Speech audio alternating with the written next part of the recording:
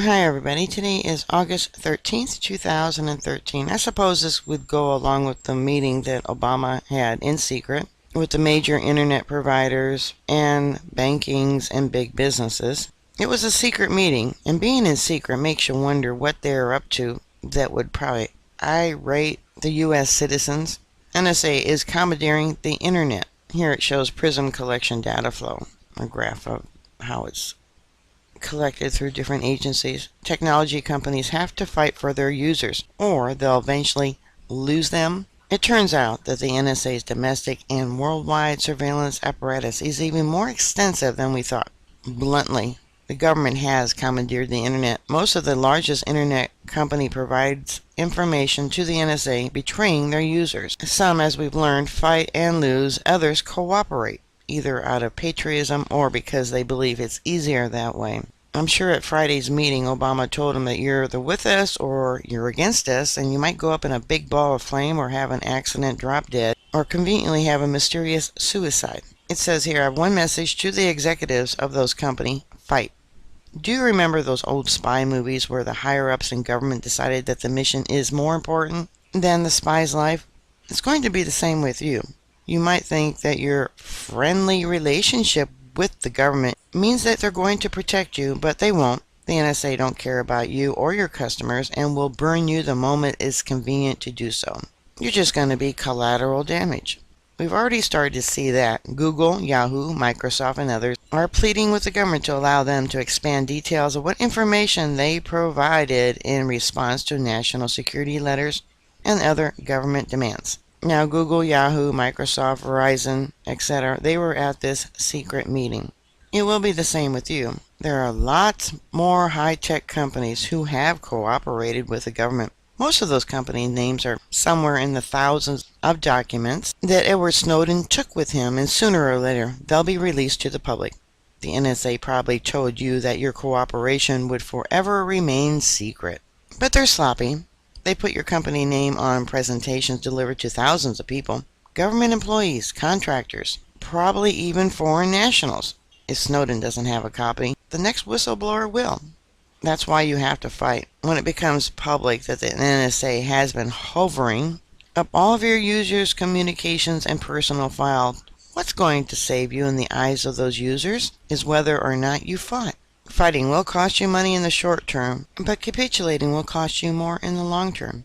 Already companies are taking their data and communications out of the U.S. The extreme case of fighting is shutting down entirely. The secret email service, Levabit, did that last week abruptly. Landar Levison, that site's owners, wrote on his homepage, I've been forced to make a difficult decision: to become complicit in crimes against the American people or walk away from nearly 10 years of hard work by shutting down Levabit. After significant soul-searching, I have decided to suspend operations. I wish that I could legally share with you the events that led to my decision. The same day, Silent Circle followed suit, shutting down their email service in advance of any government strong-arm tactics. We see the writing on the wall, and we have decided that it is best for us to shut down Silent Mail now.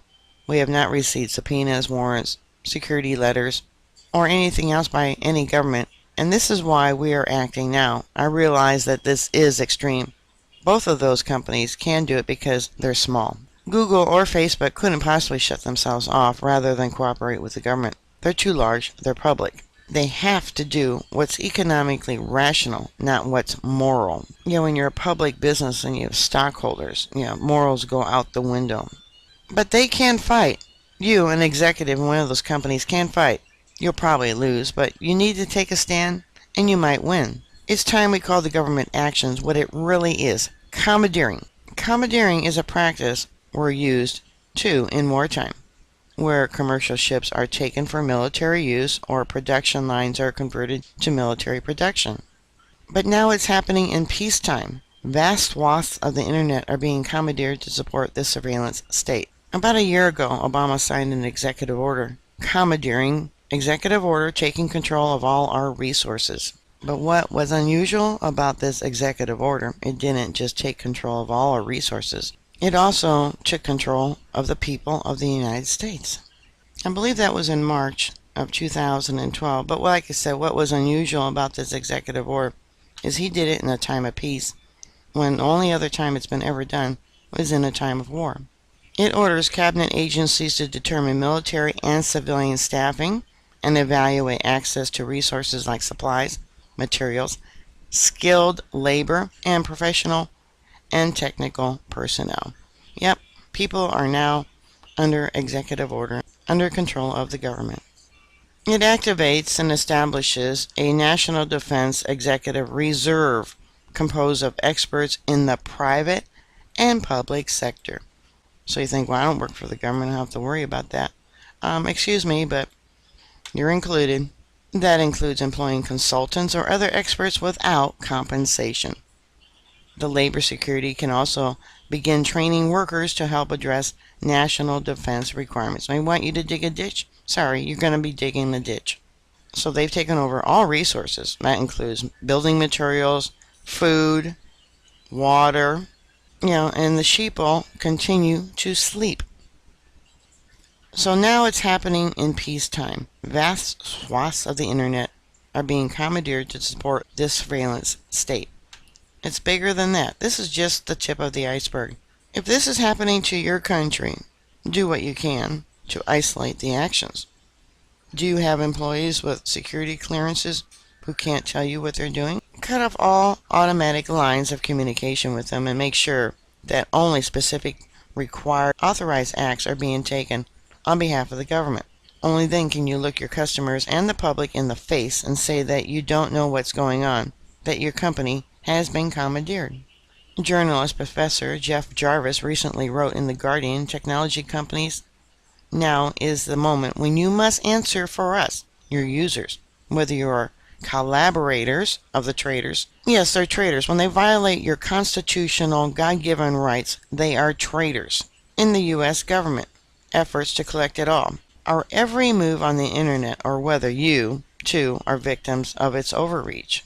Well, I am sure it's cool to have secret White House meetings with President Obama. I'm talking to you, Google, Apple, AT&T, and whoever else was in the room. Resist. Attend the meeting, but fight the secrecies. Whose side are you on? This is the meeting that I was talking about that they held in private. It was secret. And you know who released the information? Who leaked it out? It was a UK website, newspaper. Why the UK release it? Why wasn't it all over CNN and NBC and Fox News? Because they're all controlled by the government. They too have been commandeered. Wake up, people. The NSA isn't going to remain above the law forever. Already public opinion is changing against the government and their corporate collaborators. If you want to keep your users' trust, demonstrate that you were on their side. This government is a dictatorship, so they took control of the food, water, resources, and people, energy, health and human services. Oh yeah, Obamacare, right. Transportation departments, boy, aren't they sneaky. And you think we have a free government. Yeah, the dumbing of America is definitely planned. Alright, bookmark my site. I'll keep you up to date. Please stay safe, and I'll talk to you later. God bless you. Bye.